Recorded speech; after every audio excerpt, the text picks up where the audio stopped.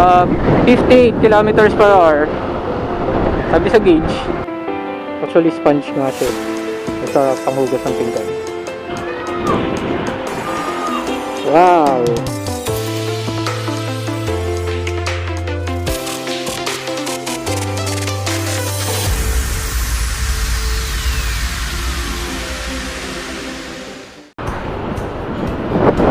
What's up? Ito nga pala yung audio test ko ng generic mic, saka yung SJ6 Legend, tapos yung combo cable. Ito yung setup ko, kasi ito yung resulta. 60 kilometers per hour, naka-close yung visor, normal voice. Ito yung resulta niya.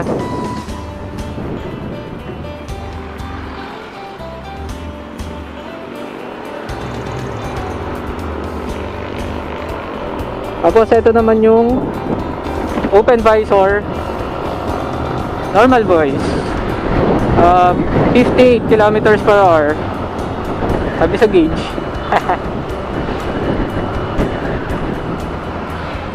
So tetest natin yung wind noise. Bale, ito yung voice test eh. Test natin yung wind noise. Same speed, around 50. Close visor.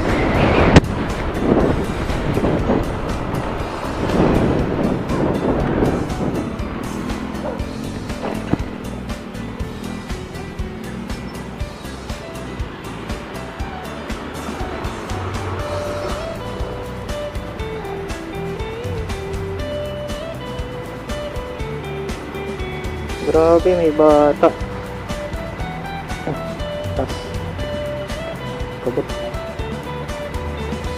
Yung bata nakakalong dun sa angkas.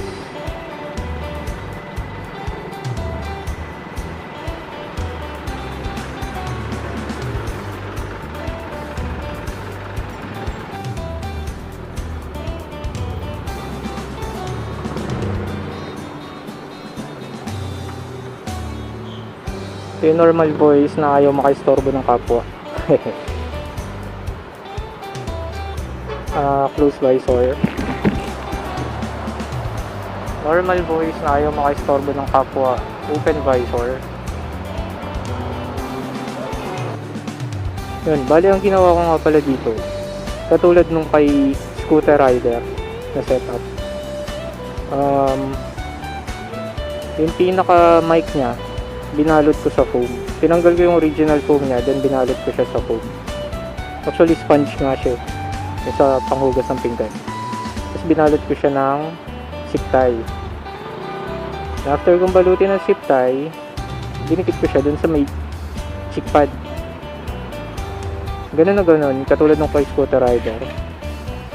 Ang pagkakaiba lang na sa amin, yung sa kanya, sa ilalim ng strap, ng chin strap.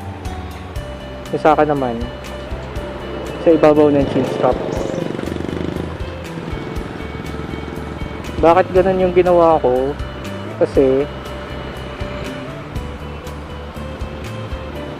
feeling ko hihina siya kapag sa ilalim ko nilagay.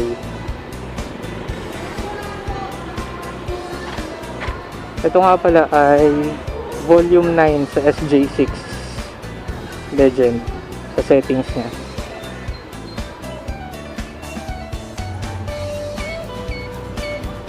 Which is tamang-tama lang.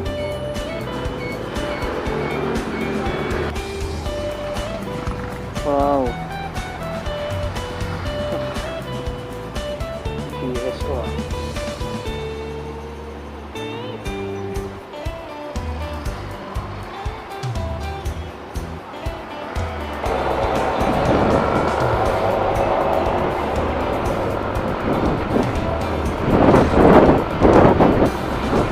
So ano ba yung naging setup ko dati? Saka ano ba yung naging problema ko dun? Yung unang setup ko, yung mic, tinanggalan ko yung pinaka-foam niya.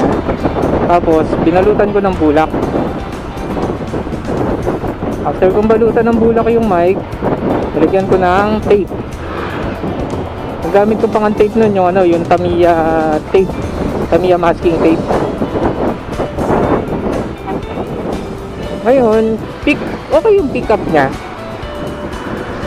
Okay yung pick up niya. Ang problema,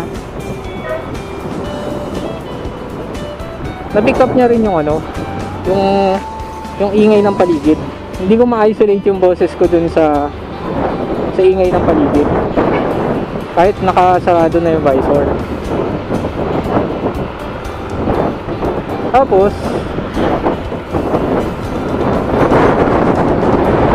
pangalawang setup ko, binalutan ko ng makapal na bulak. As in, sobrang kapal na bulak. Tapos ang ginamit kong pandikit, electrical tape. Wow, muntik na yun ha. Brake check yung truck. Tumasad-sad na yung ano eh. Ayaw nang kumapit ng gulong eh. Mukhang kalbo na yung gulong nito eh. Delikado tayo dito sa harap.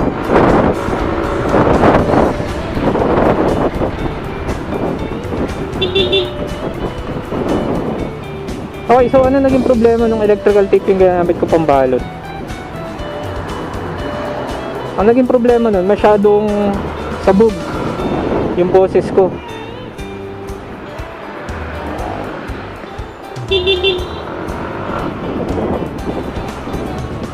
Parang ngunguna yung datingan.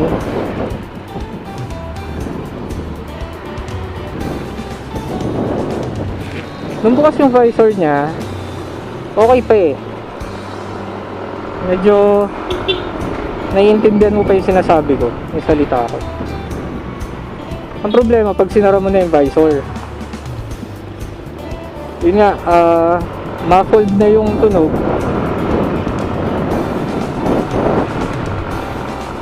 Kasi nga daw, kulong daw yung helmet.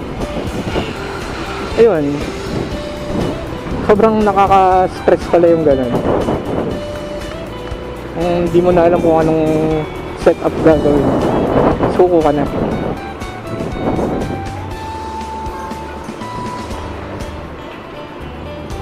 So, napanood ko yung ano, naalala ko dati, pinanood ko na yun eh. Pinanood ko ulit yung video ni Scooter Rider. So, shout out Scooter Rider, salamat sa tips. Although may konting modification, okay naman. Binalot niya ng foam. Actually, wala nga ako magamit na foam. Ginamit ko yung sponge, yung panghugas ng pinggan. Tinanggal ko yung ano, tinanggal ko yung kulay green, yung pang scrub. Tapos doon ko ibinalot. Tapos nung mga nakaraang testing ko, okay naman. Nagulat nga ako eh.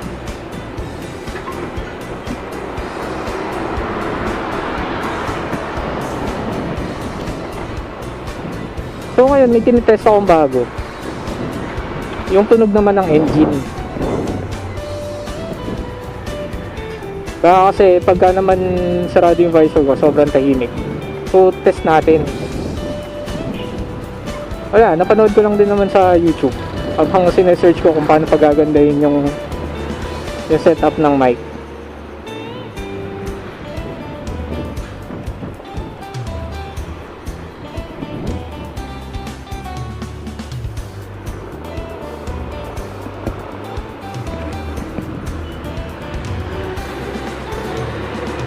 Medyo malapit na ako.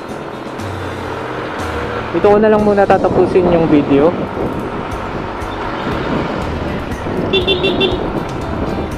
So kita-kits na lang ulit next video. Bye bye. Wait.